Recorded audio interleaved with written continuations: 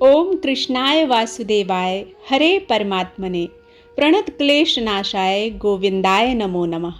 जय श्री कृष्णा, राधे राधे। स्वागत है आप सभी का आपके अपने YouTube चैनल उपासना की उपासना में। आज की वीडियो में आप सुनेंगे अजा एकादशी की व्रत कथा। भाद्रपद मास के कृष्ण पक्ष की एकादशी को अजा एकादशी के नाम से जाना जाता है। अजा का अर्थ होता है जिसका जन्म ना हो। प्रकृति अथवा आदि शक्ति के अर्थ में इसका प्रयोग होता है।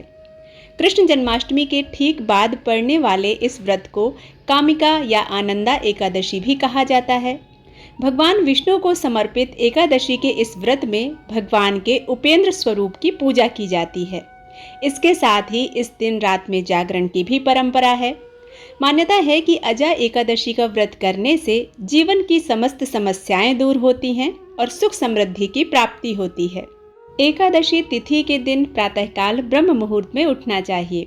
उठने के बाद नित्य क्रिया से मुक्त होने के बाद सारे घर की साफ सफाई करनी चाहिए और इसके बाद तिल और मिट्टी के लेप का प्रयोग करते हुए कुशा से स्नान करना चाहिए। स्नान आदि कार्य करने के बाद भगवान श्री विष्णु जी की पूजा करनी चाहिए। भगवान श्री विष्णु जी का पूजन करने के लिए एक शुद्ध स्थान पर धान्य रखने चाहिए।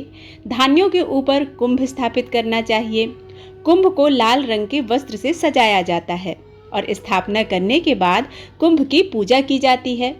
इसके पश्चात कुंभ के ऊपर श्री विष्णु जी की प्रतिमा स्थापित की जाती है। प्रतिमा के समक्ष व्रत का संकल्प लिया जाता है। संकल्प लेने के पश्चात धूप दीप पुष्प से भगवान श्री हरि विष्णु और माता लक्ष्मी की पूजा की जाती है। आइए अब एकाग्रचित्त होकर ध्यान पूर्वक अजा एकादशी व्रत की कथा का रसपान कीजिए। कुंती पुत्र युधिष्ठिर कहने लगे कि हे भगवान जनार्दन, भाद्रपद कृष्ण एकादशी का क्या नाम है? व्रत करने की विधि तथा उसका महात्म कृपा करके आप मुझसे कहिए। मधुसूदन कहने लगे कि इस एकादशी का नाम अजा है।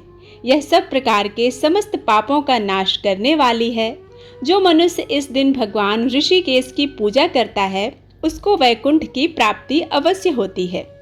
अब आप इसकी कथा ध्यान पूर्वक सुनिए।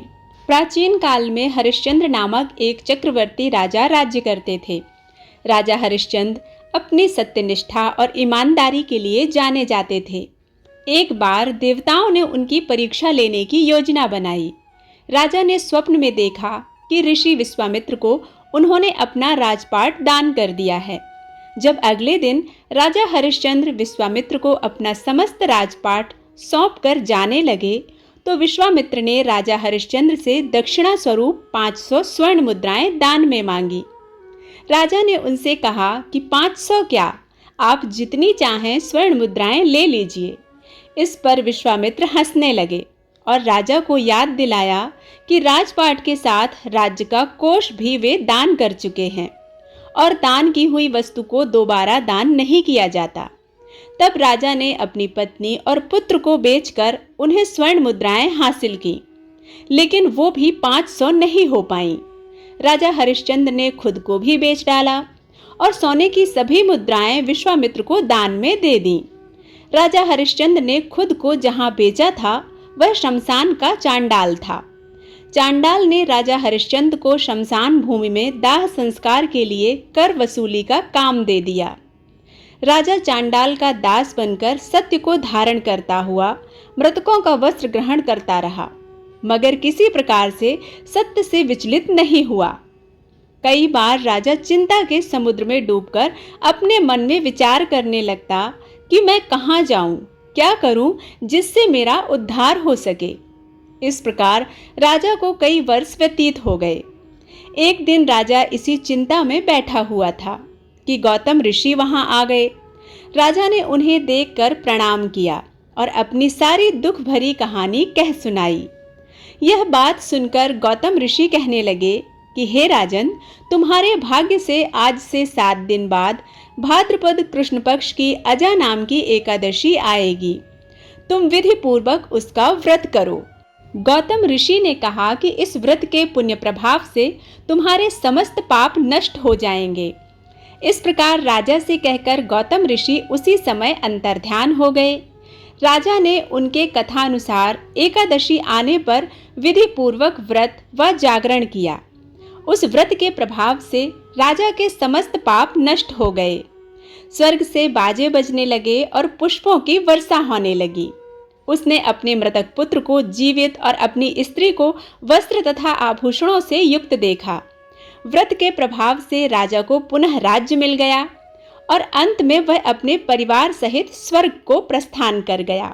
समस्त उपवासों में अजा एकादशी व्रत को रखने वाले व्यक्ति को अपने चित्त, इंद्रियों, आहार और व्यवहार पर संयम रखना होता है। अजा एकादशी व्रत का उपवास व्यक्ति को अर्थ काम से ऊपर उठकर मोक्ष और धर्म के मार्ग पर चलने की प्रेरणा देता है। यह व्रत प्राचीन समय से यथावत चला आ रहा है। इस व्रत का आधार पौराणिक, वैज्ञानिक और संतुलित जीवन है। इस उपवास के विषय में यह मान्यता है कि इस उपवास के फलस्वरूप मिलने वाले फल अश्वमेघ यज्ञ, कठिन तपस्या, तीर्थों में स्नान दान आदि से मिलने वाले फलों से भी अधिक होता है। यह उपवास मन को निर्मल करता है, हृदय को शुद्ध करता है और सद्मार्ग की ओर प्रेरित करता है। बोलिए श्री हरि विष्णु भगवान की जय। एकादशी माता की जय। उम्मीद है यह कथा आप सभी को पसंद आई होगी। यदि पसंद आती है तो वीडियो को लाइक करके चैनल को सब्सक्राइब करना बिल्कुल मत भूलिएगा। बेल बटन प्रेस कीजिए ताकि नई वीडियोस आप तक रोज पहुंच सकें। मिलती हूँ नई कथा के साथ, तब तक के लिए जय श्री कृष्णा। राधे राधे।